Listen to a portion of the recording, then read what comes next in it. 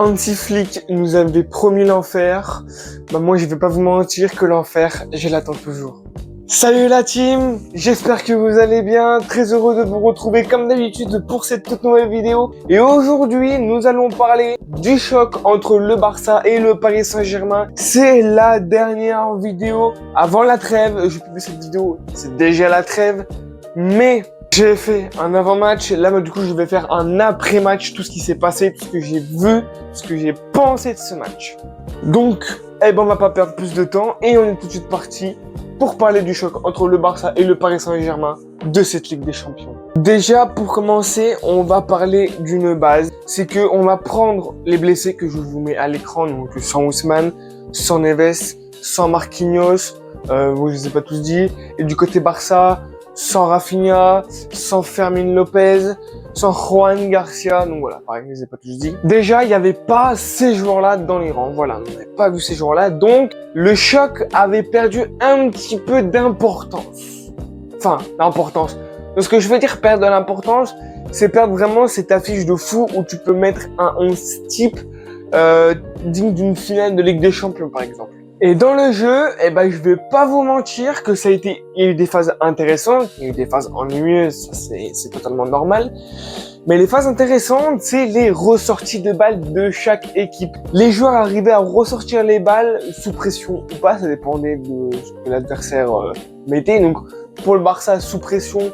Pour Paris, des fois sous pression, des fois pas sous pression, ça dépendait. Et juste pour faire un aparté sur un joueur en particulier, avant de parler du collectif en globalité, Lamine Yamal est un très beau parleur, ça parle. Pedri, ça parle. Mais sur le terrain, ils étaient où? Non mais vraiment, je pose la question. Alors, Pedri à la rigueur, je suis un menteur parce que franchement, Pedri a été présent, a montré ce qu'il savait faire, a joué son football. Lamine Yamal, ouais, il a été présent 20 minutes. Il a été présent 20 minutes. Il a fait 2 beaux dribbles, un beau crochet, il est rentré, il a frappé. Il a tiré un coup franc, d'ailleurs je crois que le ballon est toujours dans le ciel de Barcelone. Et c'est tout. Il n'y aura pas plus. Donc voilà. C'était la petite aparté sur Pedri et Lamine Yamal. Et comme a dit Gonzalo Ramos, un champion d'Europe ne parle pas à la presse, mais parle sur le terrain. Et ça, c'est bien vrai. Donc voilà, c'était la petite phase de guillemets pour dire. Maintenant, on va parler du collectif. Ça a été un match un peu fermé, je trouve. Il y a des moments où chaque équipe aurait pu exploiter les faiblesses de l'autre et ça n'a pas été vraiment beaucoup fait. Ça a été fait de temps en temps, mais ça n'a pas été fait à chaque fois. Le truc que Paris exploitait très bien et le faisait en première comme en deuxième période, c'était les appels dans le dos de la défense. Ça passait quasiment à chaque fois et ça a été très bien exploité. Ça, je peux rien dire. Ça a été vraiment très bien exploité. Et le Barça a réussi à exploiter quelque chose de plutôt pas mal, de fixer un petit dribble ou une feinte, rentrer dans l'axe et frapper. Ça, ils l'ont beaucoup fait. En première période, ça a été beaucoup de ça. À part le but, qui a rien à voir. Parce que oui, le Barça ouvre la marche de cette rencontre avec un but de Ferran Torres et un peu un but à l'image de ce qu'ils font en championnat, c'est-à-dire une ressortie de balle. Ça va chercher Lamine Yamal. Yamal avec son pied gauche fait un extérieur et après plat du pied croisé, il me semble, si je dis pas de bêtises, et 1-0. Après, moi je vais pas vous mentir, pour moi, après ça c'est mon avis, je donne la première mi-temps au FC Barcelone qui ont beaucoup plus réussi à mettre leur jeu en place, qui arrivaient un petit peu à contrer le jeu du PSG. Le PSG a pas eu énormément la balle dans cette première période, donc voilà, pour moi la première mi-temps est pour le Barça, parce qu'ils ont quand même eu pas mal d'occasions, ils auraient pu mener 2-0 en première période avec ce sauvetage de Zabarni sur la ligne après un crochet de Ferran Torres. C'est pas moi qui l'ai mis et c'est pas moi qui l'ai pris, mais j'ai encore mal de ce putain de crochet de con. Donc voilà, on aurait pu rentrer en vestiaire à 2-0, mais nous avons le meilleur latéral gauche du monde et je ne suis pas ouvert au débat, il s'appelle Nuno Mendes. Il fait une percée, il prend la balle, hop, ça fait un 1-2 avec un bail. Il fait une percée, il rentre dans l'axe, il la donne à Mayoulou. Mayoulou a un seul truc à faire. Contrôler, lever la tête, frapper. qu'est-ce que fait Mayoulou? Il lève la tête, enfin il contrôle, il lève la tête et il frappe. Demandez de plus au peuple. T'as un taf à faire, tu l'as fait et en plus tu l'as super bien fait. Donc voilà, donc au vestiaire, un partout. Et là on passe à cette deuxième période. Et cette deuxième période, moi je vais vous dire quelque chose de ce que j'ai vu. Alors c'est ce que j'ai vu, c'est ce que j'ai analysé pendant le match. Déjà, on n'avait pas de Lamine Yamal. Je sais pas si c'était encore un joueur de foot ou un spectateur en deuxième période. Je sais pas. C'était peut-être un infiltré en tant que supporter. Je sais pas. Mais voilà, Lamine Yamal inexistant avec le Barça dans cette deuxième période. Les attaquants ont très peu existé parce qu'il y a un club, celui-ci, qui a dit en deuxième période, le Barça touchera pas le ballon. Et le Barça a très peu touché le ballon. Sur quelques occasions sur des comptes, sur des phases de jeu, etc., sur des pertes de balles un petit peu bêtes du Paris Saint-Germain. Mais sinon, dans la globalité de la deuxième période, le Barça s'est fait manger. Mais vraiment manger. Il n'y a pas de truc de débat ou je sais pas quoi. Le Barça s'est vraiment fait manger en deuxième période. La possession, le jeu, le rythme de jeu a été 100% dicté. Et je dis bien 100%. Après, c'est que mon avis. Vous aurez votre avis et vous pouvez me le dire dans les commentaires de cette vidéo. Mais pour moi, mon avis, 100% du rythme du jeu en deuxième période a été rythmé par le Paris Saint-Germain.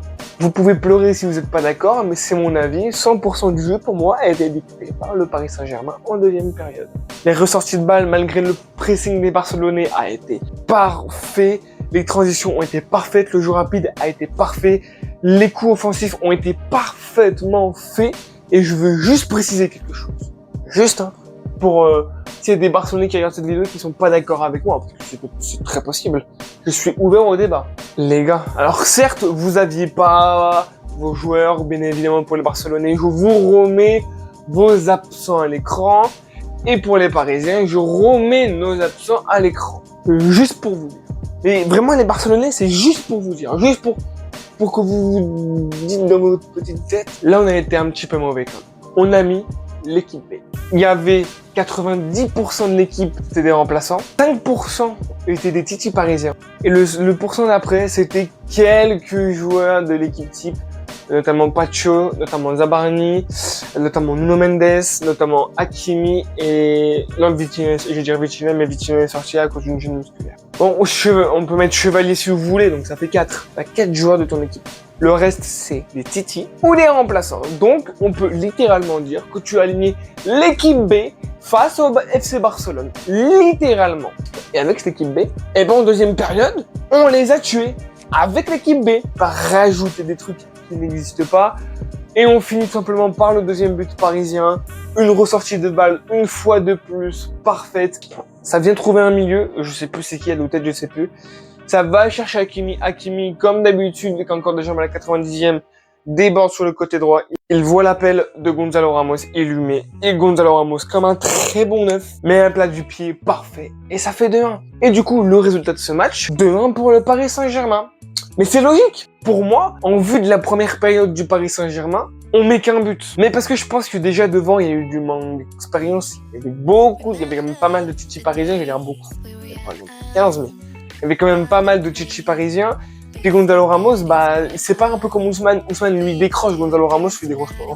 Lui, il a son poste, il fait un appel et il essaye de marquer. Il essaye, hein. Mais sinon, ouais. Je pense que en deuxième période, le Paris Saint-Germain, avec un petit peu plus de réalisme quand même, un peu plus d'expérience et pour certains joueurs de confiance en eux, on aurait pu gagner, et je pense, sans dire trop de conneries, 3-1 contre le Barça. Si on mettait quasi toutes les occasions qu'on a eues, les vraies occasions où on a été vraiment dangereux, je ne parle pas de frappe à 35 mètres, je pense, oui, sincèrement, qu'on peut gagner ce match 3 sans trop de problèmes. En tout cas, c'est tout pour moi. Voilà, je vous ai dit un petit peu de ce que je pensais de ce match. Moi, en termes de équivalent de match, moi je mettrais 50-50 parce que la première mi-temps était pour le Barça, la deuxième a été largement pour le Paris Saint-Germain.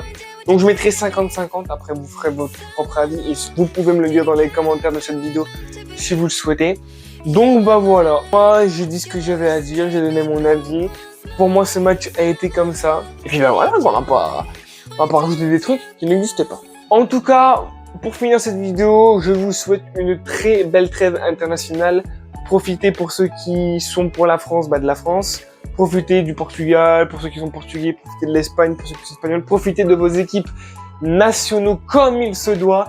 Et nous, alors j'essayerai de faire quelques shorts sur mes réseaux pour, de toute façon, normalement, si tout se passe bien et que j'ai géré le montage, vous avez eu mes réseaux sociaux affichés tout le long de la vidéo, en bas à gauche ou en bas à droite, je verrai où je les ai mis. Mais vous pouvez aller voir sur mes réseaux sociaux, voilà, il y a mon Instagram, il y a mon TikTok, puis de toute façon YouTube, vous êtes dessus quoi, donc pas besoin d'aller voir. J'ai fait plein de shorts et j'essayerai d'être actif même pendant la trêve sur peut-être les scores du Portugal et de la France, et puis peut-être d'autres pays si vous voulez, donc voilà. En tout cas, c'était tout pour moi, et j'espère que vous avez kiffé cette vidéo. N'hésite pas à t'abonner et à mettre ton petit pouce bleu, ça fait super plaisir. Pour des vidéos longues, nous, on se retrouve après la trêve. On se retrouve tout au long de la trêve avec des shorts. C'était Express 58. Et bye la team, et bonne trêve à vous!